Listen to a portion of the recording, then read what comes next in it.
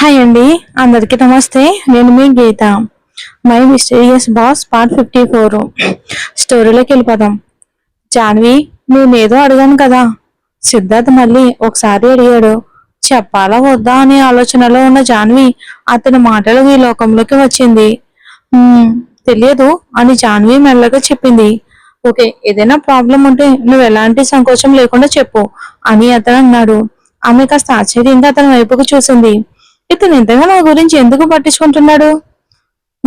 నువ్వు రీచ్ ఫ్రెండ్వి, అలాగే నా కంపెనీలో ఎంప్లాయీవి కూడా అని ఆమె మనసులోనే భావాలను అర్థం చేసుకున్నట్టుగానే సిద్ధార్థ్ చెప్పేశాడు. అది విని ఆమె మనసులోనే కాస్త బాధ కలిగింది.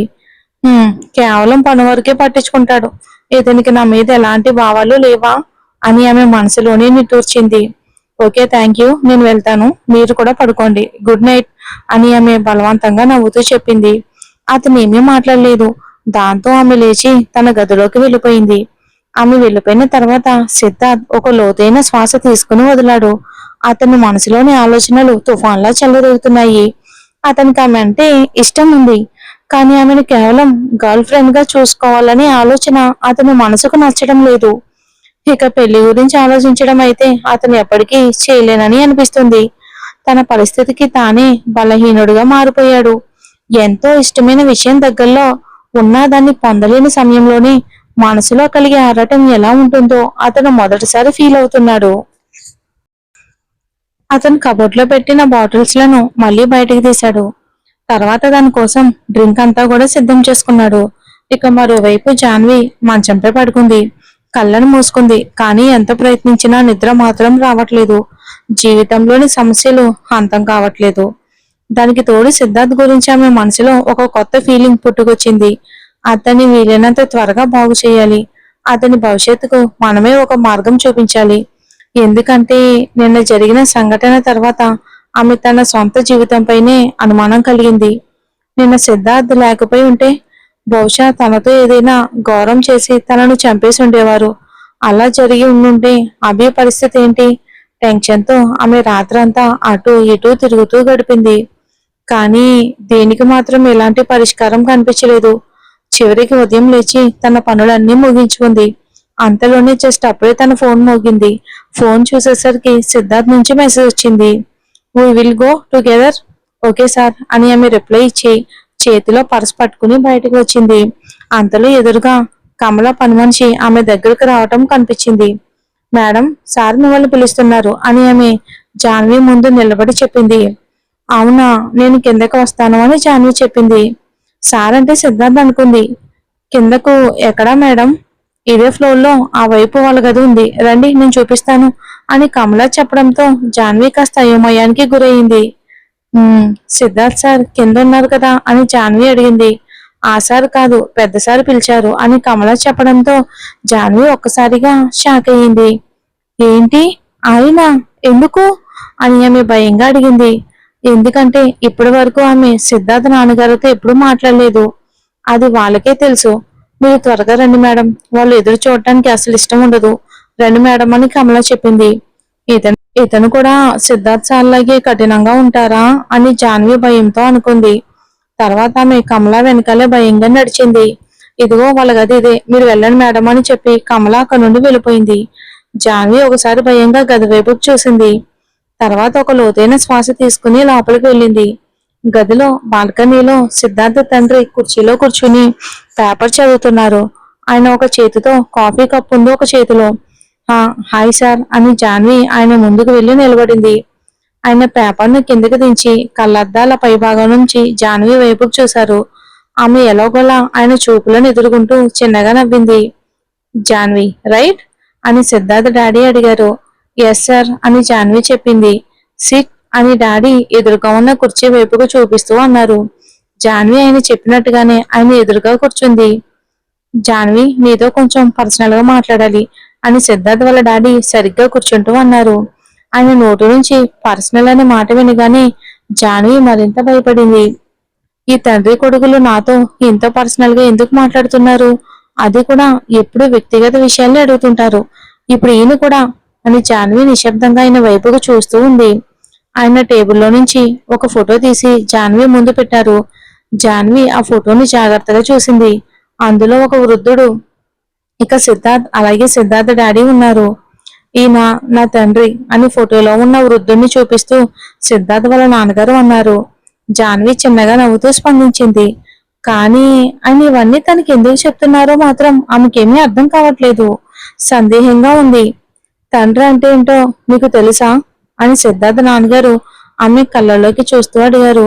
ఒక క్షణం ఆమె కళ్ళల్లో నీళ్లు తిరిగాయి. చిన్నప్పుడు నా అమ్మ నన్ను వదిలి వెళ్ళిపోయింది దేవుడి దగ్గరకు. అప్పటి నుంచి నా నాన్నే నన్ను పెంచారు. నా చెయ్యి పట్టుకుని నా మొదటి అడుగు ఆయనతోనే వేశాను. మాట్లాడడం, ఆడుకోవటం అన్నీ కూడా ప్రతిదీ ఆయనే చూసుకున్నారు. ఆయన నాకు అమ్మా నాన్న ఇద్దరు అని చెప్పినా తప్పులేదు. I love him a lot. ఈ వయసులో కూడా నాకు నా కొడుకు, నా నాన్న ఇద్దరిలో ఎవరైనా ఎంచుకోమంటే నేను ఖచ్చితంగా మా నాన్నని ఎంచుకుంటాను అని సిద్ధార్థ నాన్నగారు ఫోటో వైపుకు మెల్లగా చేయి వేసుకుంటూ అన్నారు. ఇంకా జాన్వి మరింత అయోమయానికి గురయ్యింది. కానీ నిశ్శబ్దంగా వినడం తప్ప తనకేం మాట్లాడాలో, అసలు ఏం చెప్తున్నారో కూడా ఏమీ అర్థం కాలేదు. ఇప్పుడు నేను ఇవన్నీ నీకెందుకు చెప్తున్నాను అని నువ్వు ఆలోచిస్తూ ఉంటావు కదా జాన్వి, రైట్ అని సిద్ధార్థ్ వాళ్ళ నాన్నగారు ఫోటోను టేబుల్ పై పెట్టి జాన్వి వైపుకు చూశారు. ఆ అవును సార్ అని జాన్వి చెప్పింది. సిద్ధార్థ్ నాన్నగారు ఒక లోతైన శ్వాస వదిలారు. 2 సంవత్సరాల క్రితం ఒక యాక్సిడెంట్ లో మా నాన్నగారి మెదడులో రక్తం గడ్డకట్టింది. ఆయన మెడ కింద ఉన్న నరాలు దెబ్బతిన్నాయి. అప్పటి నుంచి ఆయన ఒకే మంచానికి పరిమితం అయిపోయారు.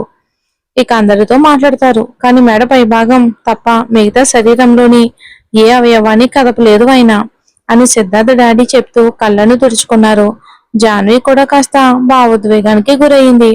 తన తండ్రి కొంచెం కొంచెంగా గుర్తుకు వచ్చారు. కానీ తనకు ఉన్న జ్ఞాపకాలన్నిట్లోనూ ప్రేమే నిండిపోయి ఉంది. మీకు తెలుసా, ఆయనకు నన్ను పూర్తిగా ప్రపంచమంతా తిప్పాలని ఉంది. నాతో కలిసి మళ్ళీ ఒకసారి చిన్నప్పుడు ఆయన నన్ను ఎన్నో చోట్లకు తీసుకెళ్లారు. ఇప్పుడు నేను ఆయన్ని తీసుకెళ్లి అన్ని చోట్లకి తిప్పాలని అనుకుంటున్నాను. ఇది నా చివరి కోరిక అని చెప్తూ ఆయన మరింత భావోద్వేగానికి గురయ్యారు. సార్, అది డోంట్ వరీ, ఆయన తప్పకుండా బాగుపడతారు అని జాన్వి ఆయనకు ధైర్యం చెప్తూ అంది. అవును, ఆయన బాగుపడతారు. ఒకవేళ ఆయనకు తొందరగా సర్జరీ జరిగితే. కానీ అందుకోసం ఆయనకు సిద్ధార్థ పెళ్లి అయిందని తెలియాలి అని సిద్ధార్థ నాన్నగారు మళ్ళీ తన మామూలు గొంతుతో అన్నారు.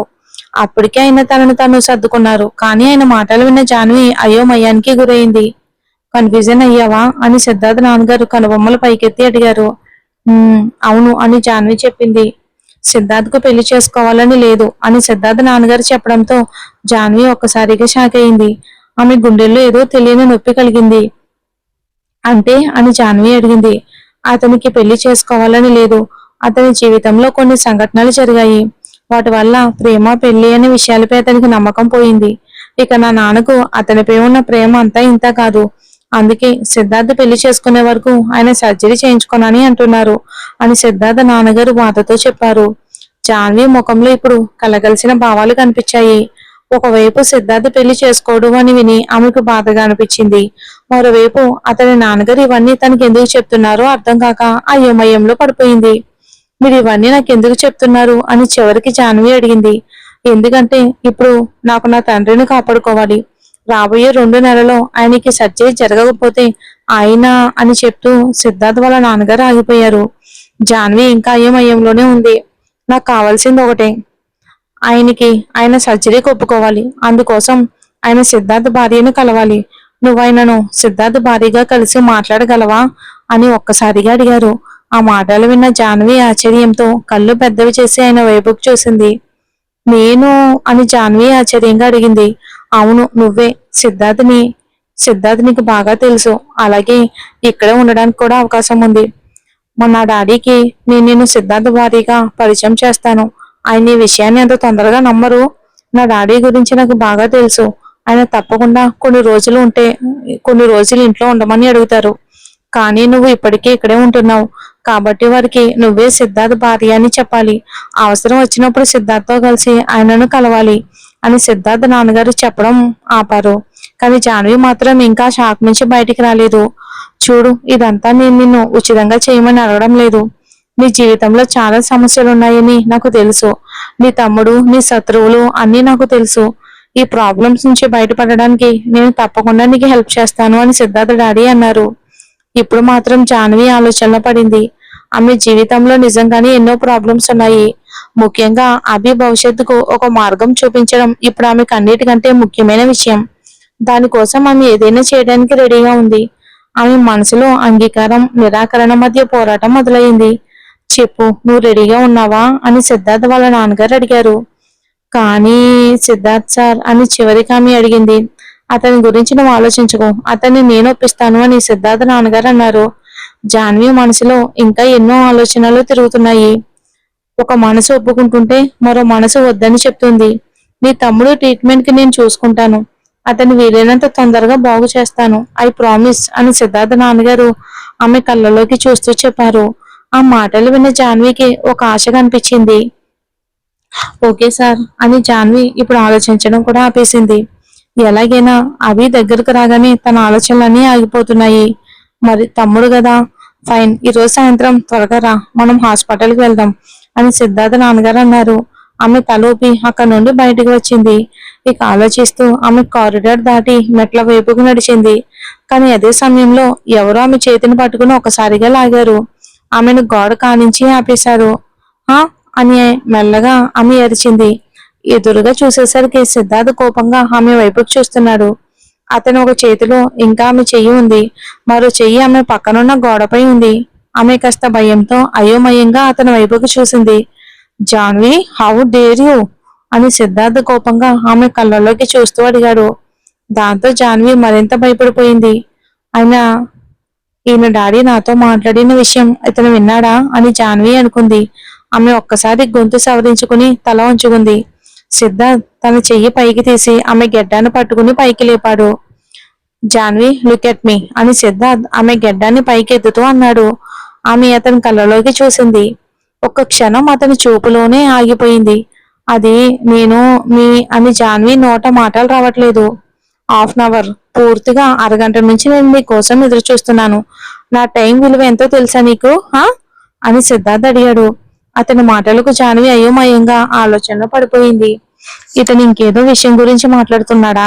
ఓ షెట్, ఇక్కడికి రాకముందు సిద్ధార్థ్ కింద తన కోసం ఎదురు చూస్తున్నాడని చెప్పాడు కదా, నేను అది కూడా మర్చిపోయాను ఈ విషయంలో పడి. ఇప్పుడు ఈ కోపిష్టి నన్ను వదలగా జాన్వి ముఖంలో కంగారు కనిపించింది. ఐ ఐఎమ్ సారీ అని ఆమె చిన్నగా ముఖం పెట్టుకుని చెప్పింది. అదే సమయంలో అతని పట్టులో ఉన్న తన చేతిని విడిపించుకుంది. అతన్ని పట్టుకోవటం వల్ల ఆమె చేతికి కొద్దిగా నొప్పిగా అనిపించింది. అయినా ఆమె ఇంకా అతనికి దగ్గరగానే నిలబడి ఉంది. ఎప్పట్లాగే ఇప్పుడు కూడా ఆమె గుండె వేగంగా కొట్టుకుంటుంది. సిద్ధార్థ్ దగ్గరికి రాగానే we hope to pay for this అని సిద్ధార్థ్ మెల్లగా ఆమె చెంపను తేలికగా తాగుతూ అన్నాడు. జాన్వి కాస్త ఆశ్చర్యంగా అతని వైపుకు చూసింది. సిద్ధార్థ్ ఏం మాట్లాడుతున్నాడో అర్థం కాక. అతను కాస్త వంగి మెల్లగా అన్నాడు. ప్రతిరోజు ఉదయం నా కోసం కాఫీ తయారు చేయాలి, ఇదే నీ పెనాల్టీ అని. అతని మాటలు విన్న జాన్వికి తెలియని ఒక ఫీలింగ్ కలిగింది. ఆమెకు అతని దగ్గర ఉండటం వలన కలిగే ఆందోళన, సంకోచం మరింత పెరిగాయి. ఆమె చూపు సహజంగానే కిందకి వాలిపోయింది. నౌ లెట్స్ గో అని సిద్ధార్థ్ ఆమె నుంచి దూరంగా వెళ్తూ అన్నాడు. జాన్వి తల పైకెత్తి చూసేసరికి అతను ముందుకు నడుస్తున్నాడు. ఆమె ఒక లోతైన శ్వాస తీసుకుంది. తన గుండె వేగంగా కొట్టుకోవటం గమనించి గుండెపై చేయి పెట్టుకుంది.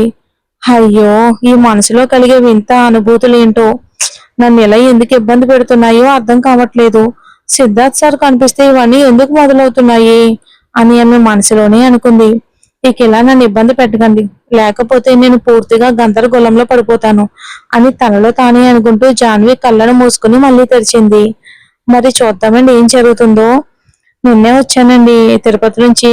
అది ఫ్రీ శర దర్శనం, అంటే ఫ్రీ దర్శనం కదా. అసలు 30 అవర్స్ టైం ఇచ్చారు. 20 అవర్స్ పట్టిందండి జర్నీకి. అమ్మో, చాలా టైం పట్టిందండి. మీలో ఎవరైనా వెళ్తే పిల్లలతో అన్ని సేఫ్టీస్ పట్టుకుని వెళ్ళండి. కానీ దర్శనం చాలా బాగా జరిగింది. థ్యాంక్ యూ అండి.